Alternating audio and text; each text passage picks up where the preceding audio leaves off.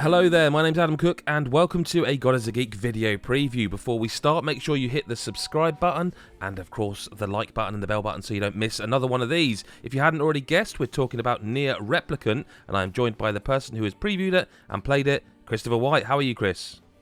I'm alright, mate. Not too bad at all. Good, good. I bet you're even better now you've been playing Nier. Oh yeah, I am, yeah. And it's nice because it's obviously Nier Automata was such a fantastic game. Welcome many people to the series, definitely, including myself. Like I'd never played any of the previous ones, so it's nice to kind of see how it all got set up.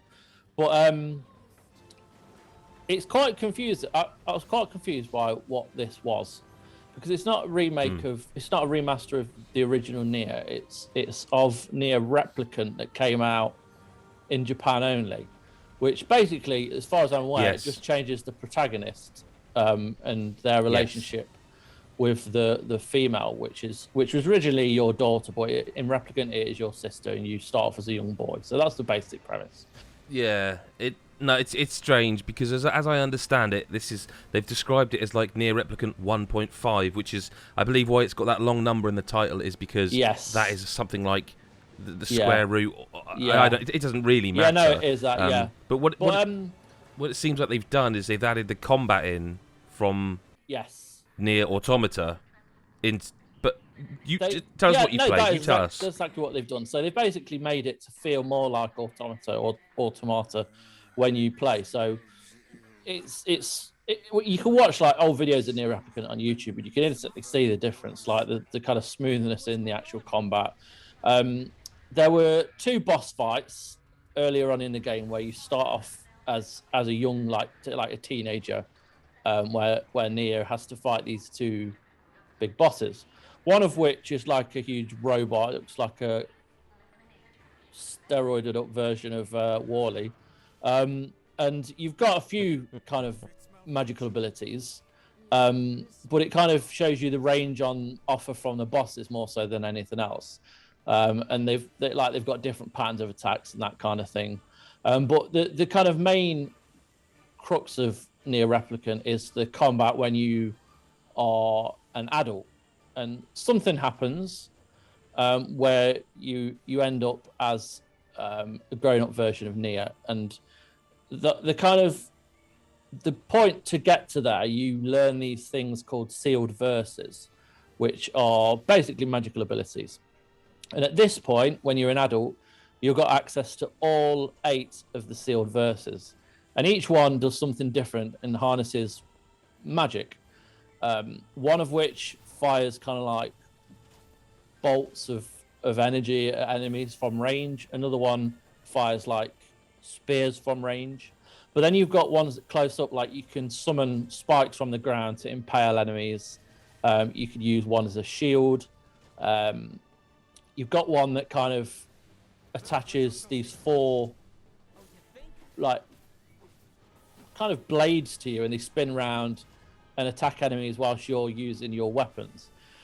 You've got kind of a magic meter, and the way you fill that up is by defeating enemies with like your weapons, and the more you defeat, the more you absorb, and you can keep using your magic. When you hold down one of the dark abilities, like the Steel Verses, you can do more damage with it. So each magical ability, can become stronger if you're willing to hold down that button. But you can risk being attacked. So there's that kind of risk there, that if you do manage to kind of get the most out of that spell, you will do more damage. So you've got all those magical abilities to kind of factor in, which can be quickly switched out during combat or between combat. And you literally just press the options button, press up on the D-pads, and then you can switch them in and out there. So it's quite straightforward, and they get mapped to the L1, L2, R1, and R2. The back 2 buttons start off as one. On the L2 is like your defend, so you defend attacks with the blade, and the R2 is you kind of like you dodge out of the way. You can choose to get rid of those to have a maximum of 4 I did. abilities, yeah.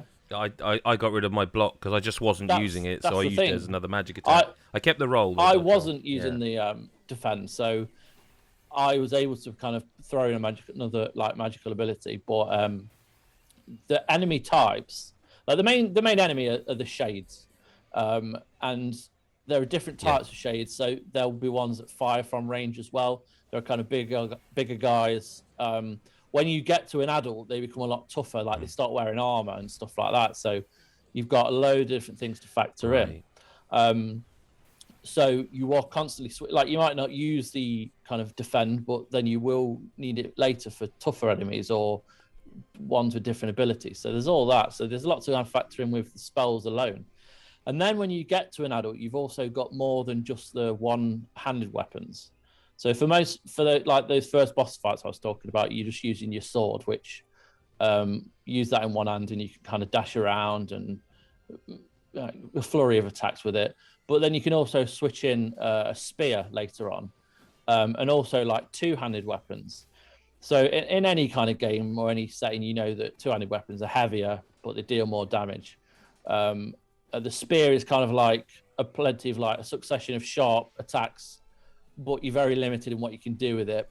But again, you can switch them in and out by pressing the D-pad. So you press left and you can change to a great sword, press right to a spear, or press down to switch in between what short swords you want. So you've then got to factor in that as well as the magic. But it all kind of works together well, and the fact that it's all easy to kind of switch in and out makes it like as diverse as you want it. Like it's and also you can find like weapons throughout the world and stuff, so you can end up with more of those as well. And then you've also got something called the word list, which if you think of like Skyrim, when you get words, you can use them. You can kind of put those words onto your swords or onto your magic or onto your dodge and defend, which then kind of give you kind of buffs to like your attack power, your magic power, your guarding, your armor, that kind of thing. So there's so much there, but at the point you get to when you're an adult, you've kind of, you know what you can and can't do. It's just a case of finding what hits the sweet spot. So yeah, there's a lot there, man. It's the combat is excellent. Yeah, the thing, you know, I'm sure there are people like watching this or reading the preview who are like angry about how, oh yeah, but that was this and this. The thing is a lot of people did not play Nier Replicant, and a lot of people did not play Drakengard before it. A lot of people came to Nier Automata and will be looking at Nier Replicant because it looks like Nier Automata. And that's one thing I liked, is that I suspect that will be the biggest change for lots of people, is that when I picked the controller up, I felt like I was back in Automata, because it's obviously different story, different characters, but I felt that familiarity. It definitely feels like if what they were trying to achieve in a preview sense is to make Replicant again with that modern feel of Automata, so far I feel like they've succeeded. I haven't played quite as much as you. I'm excited to play more, and I guess what we should say is if you want to read more, if you want to hear more, we'll talk about it probably on the podcast, which will be live on this YouTube channel, which you should already be subscribed to, and if you're not, do so. And for everything else, you can just go to godisageek.com. Thanks, Chris, for your time. No worries, mate.